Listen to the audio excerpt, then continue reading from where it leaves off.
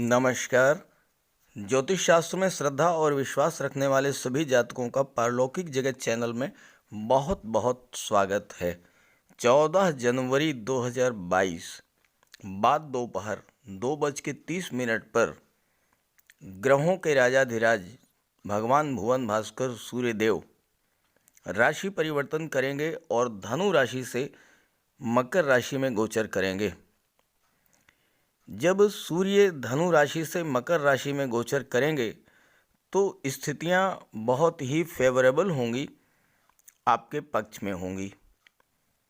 आज के ही दिन मकर संक्रांति का पावन पर्व भी मनाया जाएगा।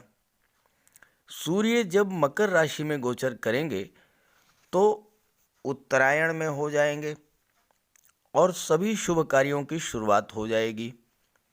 जब तक सूर्य का गोचर धनु राशि में था तब तक खरमास था और मकर राशि में गोचर करते ही खरमास की समाप्ति हो जाएगी।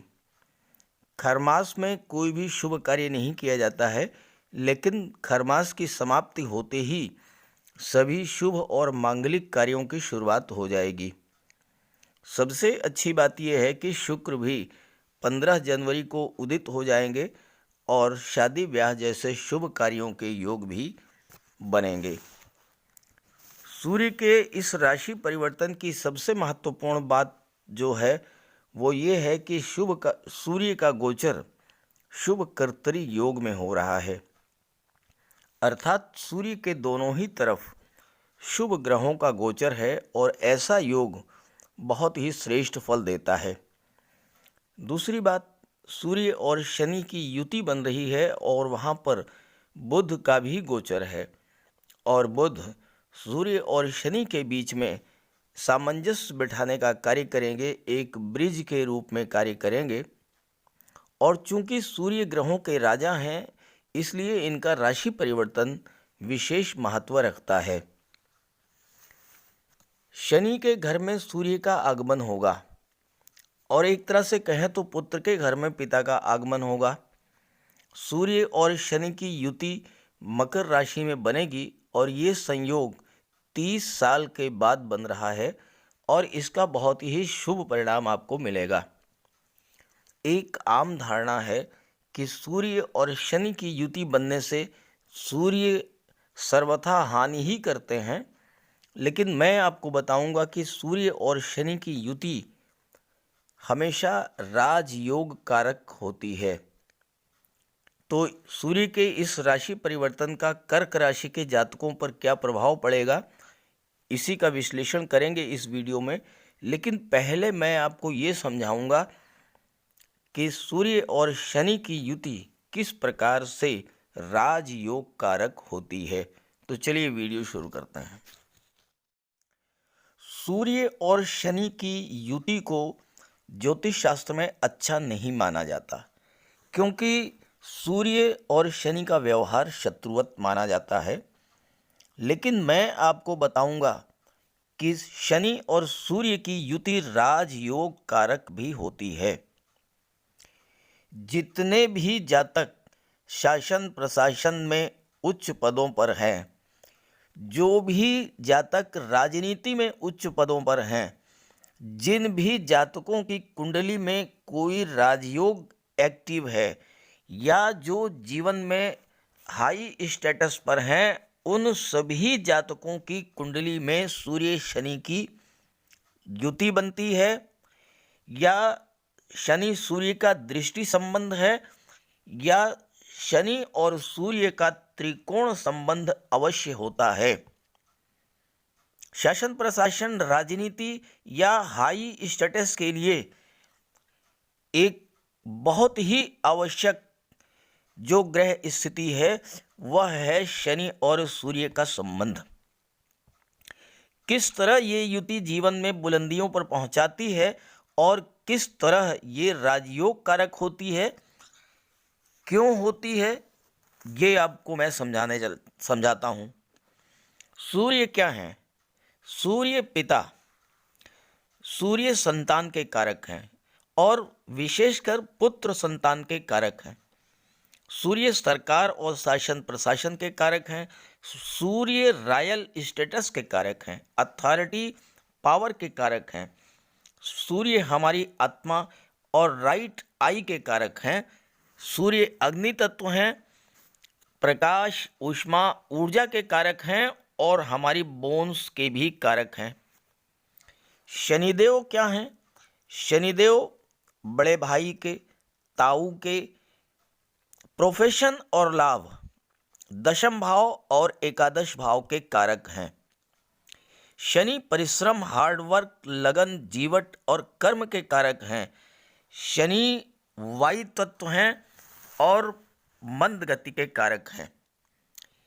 जब इनकी युति होती है, जब शनि और सूर्य का संबंध बनता है, गवर्नमेंट जॉब के चांस बढ़ जाते हैं।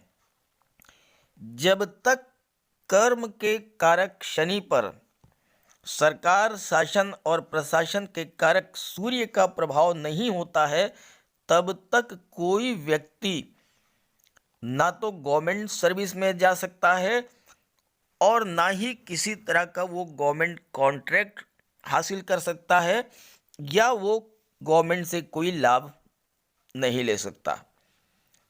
जो भी जातक गवर्नमेंट से, सरकार से, राजनीति से संबंध रखते हैं, उनकी कुंडली में कहीं न कहीं सूर्य और शनि का संबंध अवश्य बनता है। सूर्य राजा हैं। जब तक आपके कर्मों पर राजा का प्रभाव नहीं होगा, तब तक आप किसी भी तरह का रॉयल स्टेटस नहीं पा सकते। और यही बात पॉलिटिक्स पर भी लागू होती है। तो इस तरह का जो योग बनता है सूर्य और शनि का, वो राजयोग की स्थिति का निर्माण करता है। सूर्य पिता के कारक हैं, शनि प्रोफेशन कर्म के कारक हैं। तो पिता से मिलने वाला सहयोग, पिता का व्यापार, पिता की प्रॉपर्टी, वो सब इस कॉम्बिनेशन वालों को ही प्राप्त होता है। हालांकि ब्लड रिलेटिव्स में थोड़ा बहुत तनाव होता है, लेकिन सूर्य और शनि का जो संबंध है ये राजयोग कारक होता है, और बगैर इसके शासन प्रशासन, राजनीति या रॉयल स्टेटस ये सब नहीं प्राप्त हो सकता है। और ये योग आपकी कुंडली में बन रहा है, इसलिए विशेष लाभ देने वाला है। आइए अब बात करते हैं सूर्य के गोचर का प्रभाव। तो ये है कर्क राशि के जातकों की कुंडली। सूर्य का गोचर 14 जनवरी को कुंडली के सप्तम भाव में होगा, और यहाँ पर बुध और शनि पहले से ही विराजमान हैं।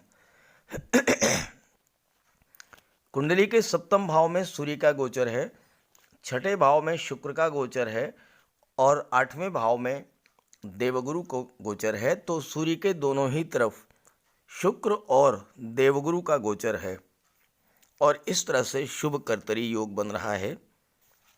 सूर्य का गोचर सप्तम भाव में है, और सप्तम भाव से पब्लिक रिलेशंस, वैवाहिक जीवन की खुशियों और पार्टनरशिप का विचार किया जाता है।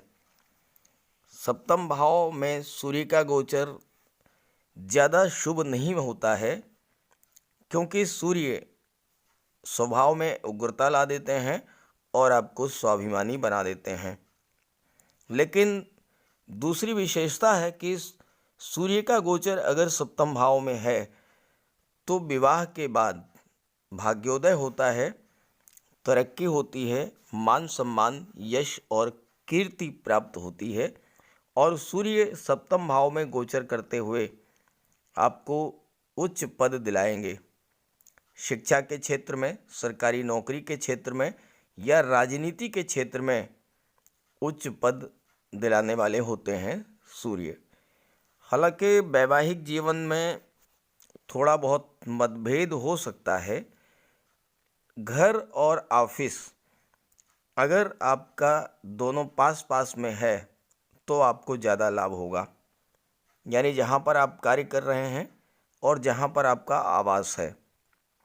अगर कार्यस्थल और आवास दोनों पास पास में हैं तो वो स्थिति ज़्यादा बेहतर होती है जिस जातक की कुंडली के सप्तम भाव में सूर्य का गोचर होता है। पार्टनरशिप से आपको लाभ होगा और सप्तम भाव आपकी पब्लिक इमेज को भी शो करता है। सूर्य में ऊर्जा है और सप्तम भाव पब्लिक रिलेशंस का है, तो लोग आपके बारे में क्या सोचते हैं इसको लेकर के आप बहुत ज़्यादा सतर्क रहेंगे, बहुत ही ज़्यादा केयरफुल होंगे।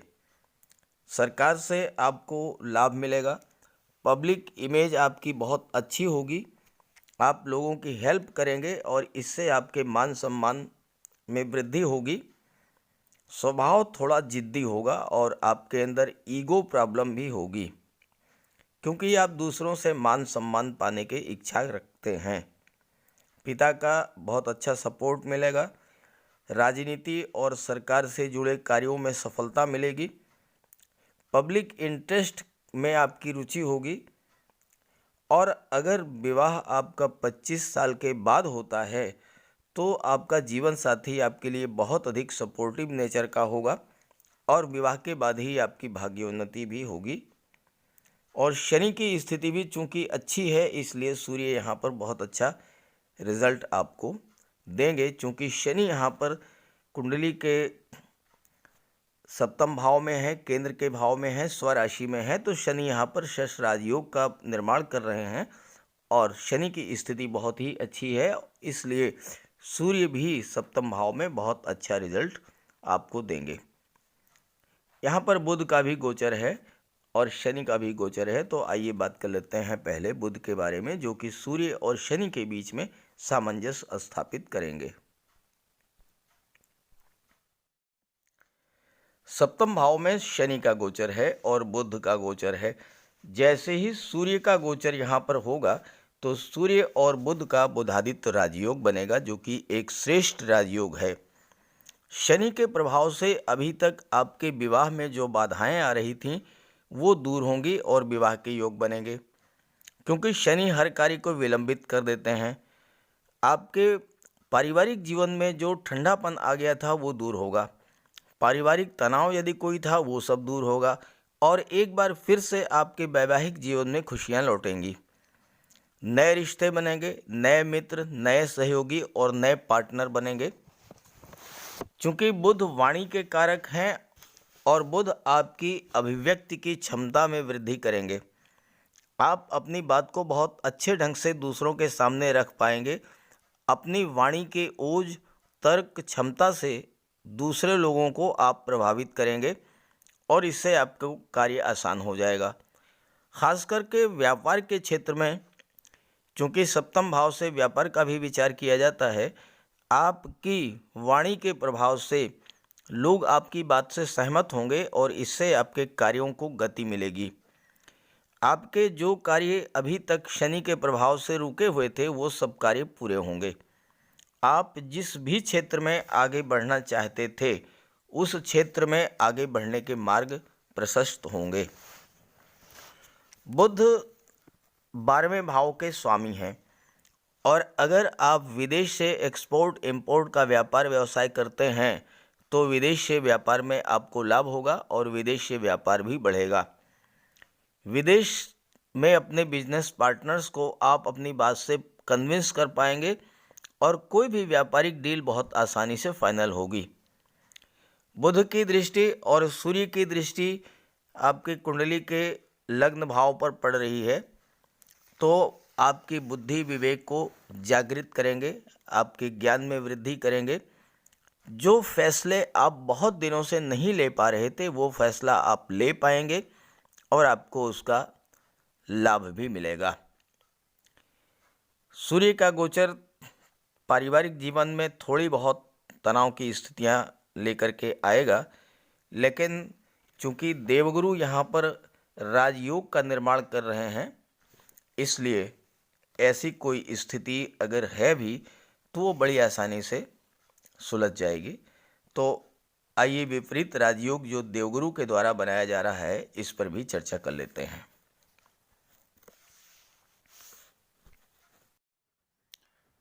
किसी भी कुंडली में विपरीत राजयोग का निर्माण तब होता है जब छठे, आठवें और 12वें भाव का स्वामी छठे, आठवें और 12वें इनमें से किसी भी भाव में गोचर करे तो विपरीत राजयोग बनता है। और विपरीत राजयोग इतना श्रेष्ठ राजयोग है कि वो व्यक्ति को जीवन में असीम ऊंचाइयों तक पहुंचाने वाला योग होता है। और इस योग के बनने पर जातक जो कुछ भी पाना चाहता है वो बड़ी आसानी से प्राप्त हो जाता है। नाम, यश, धन, मान सम्मान सब कुछ दिलाने वाला योग होता है। और यहाँ देखिए छठे भाव के स्वामी है देवगुरु। यहाँ देखिए 9 की संख्या लिखी हुई है। 9 का मतलब धनु राशि, और धनु राशि के स्वामी हैं देवगुरु। और देवगुरु का गोचर अष्टम भाव में हो रहा है तो विपरीत राजयोग का निर्माण हो गया। विपरीत राजयोग देवगुरु के द्वारा बनाया जा रहा है, इसलिए आपको बहुत ही श्रेष्ठ फल देगा। चूंकि ये राजयोग अष्टम भाव में बन रहा है तो देवगुरु आपको दीर्घायु बनाएंगे, रोगों से आपकी रक्षा करेंगे, आपकी आयु में वृद्धि करेंगे। चूंकि अष्टम भाव के कारक शनिदेव होते हैं और शनिदेव खुद सप्तम भाव में राजयोग का निर्माण कर रहे हैं तो शनि भी आपकी आयु को बढ़ाएंगे। यहाँ पर शनि और देवगुरु में तात्कालिक मैत्री का संबंध है तो शनि और देवगुरु एक दूसरे को बहुत अधिक सपोर्ट भी करेंगे, दुर्घटनाओं से आपको बचाएंगे। और देवगुरु अष्टम भाव में जब होते हैं तो आपको दैवी सपोर्ट भी दिलाते हैं। कितनी भी कठिन परिस्थिति हो, कितनी भी परेशानी हो, लेकिन देवगुरु आपको उससे बाहर निकालेंगे। आपकी पिछली परेशानियां दूर होंगी, खास करके धन संबंधी परेशानियां तो बिल्कुल ही दूर हो जाएंगी, क्योंकि देवगुरु की दृष्टि पड़ रही है धन भाव पर। और धन भाव के स्वामी हैं सूर्य, और सूर्य और देवगुरु ये भी परम मित्र हैं तो एक दूसरे को सपोर्ट करते हैं। तो धन आएगा और धन का संचय भी होगा। चूंकि लाभ भाव के स्वामी कौन हैं? शुक्र हैं। तो शुक्र धन के कारक होते हैं तो धन भी आएगा, धन का लाभ होगा और धन का संचय भी होगा। देवगुरु ज्ञान, धन, बुद्धि के कारक हैं और अष्टम भाव से ज्योतिष, रिसर्च, अनुसंधान, पराविज्ञान और आध्यात्म का भी विचार किया जाता है। तो इन क्षेत्रों में अगर आप कार्य कर रहे हैं तो आप नई नई उपलब्धियां हासिल करेंगे। आपकी रुचि योग में बढ़ेगी। तीर्थ यात्राओं की इच्छा भी आपकी पूरी होगी, चूंकि भाग्य भाव के स्वामी देवगुरु हैं और भाग्य भाव पर शनि की दृष्टि पड़ रही है और शनि देवगुरु दोनों में तात्कालिक मैत्री है तो भाग्य का भी पूरा सपोर्ट मिलेगा। और तीर्थ यात्रा की, देव दर्शन की कोई आपकी इच्छा है वो पूरी होगी। आपका मन शांत रहेगा, स्थिर रहेगा।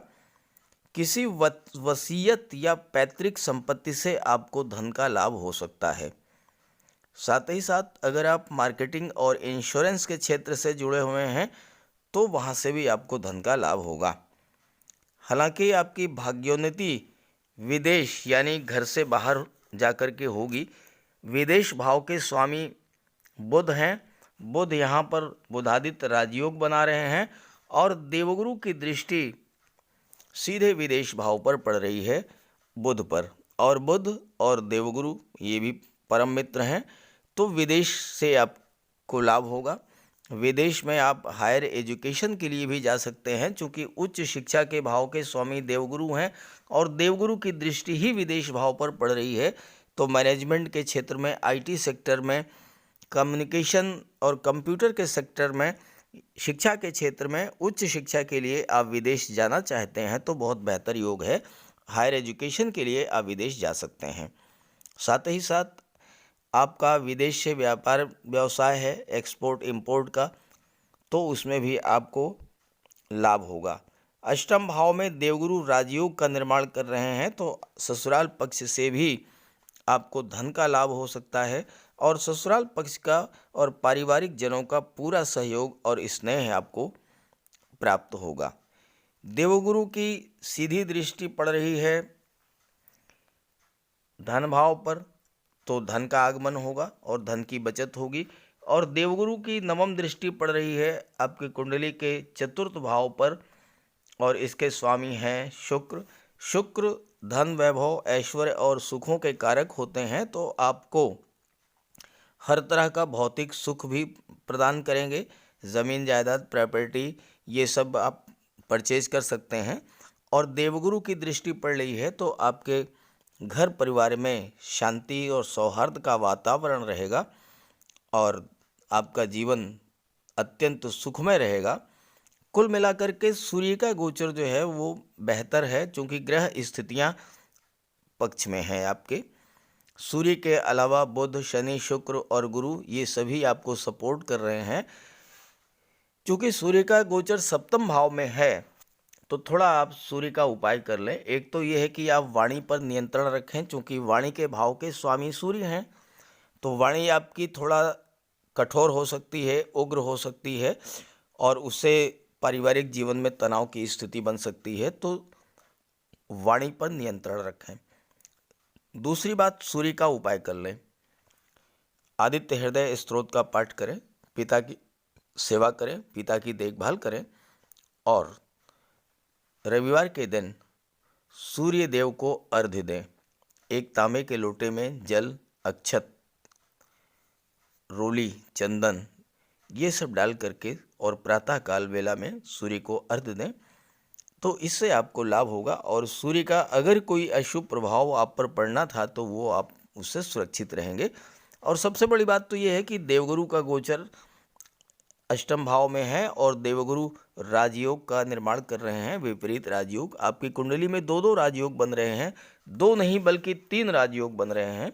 देवगुरु विपरीत राजयोग बना रहे हैं, सूर्य बुध बुधादित्य राजयोग बना रहे हैं और शनि शश महापुरुष राजयोग का निर्माण कर रहे हैं। तो 3 राजयोग बन रहे हैं। तो ये स्थितियाँ बहुत ही आपके लिए फेवरेबल हैं, आपके पक्ष में हैं और इसका आप लाभ उठाएं। केवल सूर्य का उपाय जरूर करें ताकि आपको किसी तरह से परिवार में या पार्टनरशिप में कोई दिक्कत ना आए।